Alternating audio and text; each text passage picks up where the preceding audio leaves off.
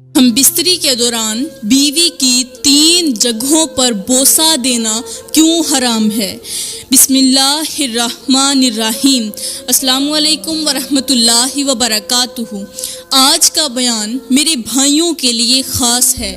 میرے محترم بھائیوں، آج میں آپ لوگوں کو ایک ایسی حقیقت بتانے جا رہی ہوں جسے جان کر آپ حیران رہ جائیں گے۔ کیا آپ جانتے ہیں کہ ہم بستری کے دوران بیوی کی 3 جگہوں پر بوسہ دینا کیوں سختی سے منع کیا گیا ہے؟ کیا آپ نے کبھی سوچا ہے کہ جو چیز اسلام نے حرام قرار دی ہو اس کے پیچھے کتنی بڑی حکمت چھپی ہوتی ہے؟ آج میں آپ کو وہ تمام باتیں بتاؤں گی جو شاید آج سے پہلے آپ نے کبھی نہیں سنی ہوں گی۔ لوگ اس بارے میں بات کرنے سے کتراتے ہیں، مگر کیا لا علمی گناہ سے بچا سکتی ہے؟ ہرگز نہیں۔ اگر میں بھی آپ کو نہیں بتاؤں گی تو پھر ایک ان پڑھ شخص آپ کو کیسے بتا سکتا ہے؟ کچھ گناہ ایسے ہوتے ہیں جن کا نتیجہ فوری نظر نہیں آتا، مگر جب وقت گزرتا ہے تو انسان کی زندگی میں ایسی مشکلات آتی ہیں کہ وہ خود حیران رہ جاتا ہے، سوچنے پر مجبور ہو جاتا ہے کہ آخر یہ سب کیوں ہو رہا ہے، لیکن اسے وجہ نظر نہیں آتی، وجہ معلوم نہیں ہوتی۔ ہم بستری کے دوران بیوی کی 3 جگہوں پر بوسہ دینے والا یہ مسئلہ صرف ایک غلطی نہیں بلکہ اس کے اثرات انسان کی پوری زندگی پر مرتب ہوتے ہیں۔ آپ سوچ رہے ہوں گے کہ بھلا اس میں کیا برائی ہو سکتی ہے؟ کیا یہ کوئی عام سی بات نہیں؟ مگر یاد رکھیں، ہر وہ چیز جو وقتی خوشی دیتی ہے، لذت دیتی ہے، خوشی دیتی ہے، سکون دیتی ہے، ضروری نہیں کہ وہ جائز بھی ہو۔ کیا آپ جانتے ہیں کہ ان 3 جگہوں پر بوسہ دینا نہ صرف دینی طور پر حرام ہے بلکہ یہ عمل جسمانی، روحانی اور نفسیاتی نقصانات کا بھی باعث بن سکتا ہے؟ پیاری بہنوں، یہاں پر میں آپ لوگوں کو سمجھانے کے لیے نبی کریم صلی اللہ علیہ وآلہ وسلم کا فرمان سناتی ہوں تاکہ آپ کو معلوم ہو جائے کہ حلال اور حرام کے درمیان فرق کرنا کیوں ضروری ہے۔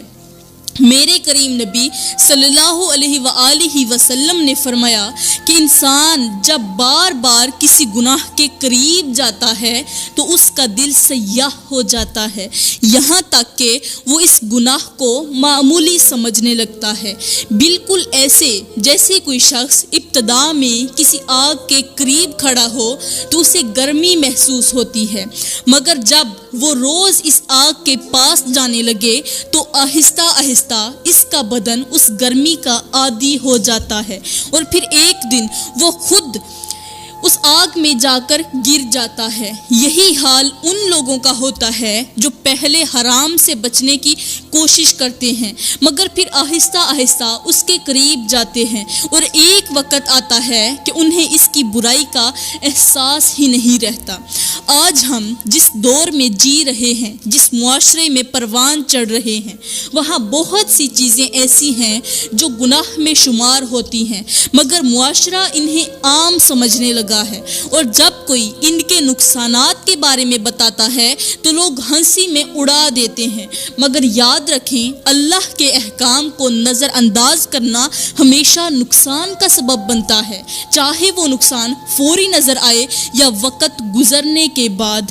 میرے محترم بھائیوں، اگر آپ یہ بیان مکمل سننے سے پہلے چھوڑ گئے تو شاید آپ اپنی زندگی کی سب سے اہم حقیقت سے محروم رہ جائیں۔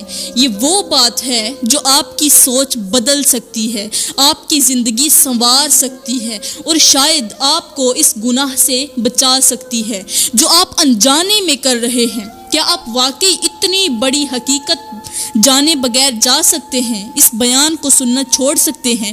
فیصلہ آپ کے ہاتھ میں ہے۔ اللہ کا فرمان ہے کہ میاں بیوی کا رشتہ دنیا کے خوبصورت ترین رشتوں میں سے ایک ہے، جس میں سکون، محبت محبت اور رحمت رکھی گئی ہے۔ میرا اللہ فرماتا ہے جو جوڑے آپس میں محبت اور عزت کے ساتھ رہتے ہیں وہ دنیا میں برکت اور آخرت میں عظیم جزا پاتے ہیں، کیونکہ ازدواجی زندگی، ازدواجی محبت صرف ایک جسمانی تعلق نہیں بلکہ دو روحوں کے ملنے کا نام ہے، جہاں ایک دوسرے کا احترام، خیال اور محبت بنیادی حیثیت رکھتے ہیں۔ میرے میٹھے نبی صلی اللہ علیہ وآلہ وسلم نے فرمایا کہ جب شوہر اپنی بیوی کو محبت بھری نظر سے دیکھے اور بیوی اپنے شوہر کو شفقت سے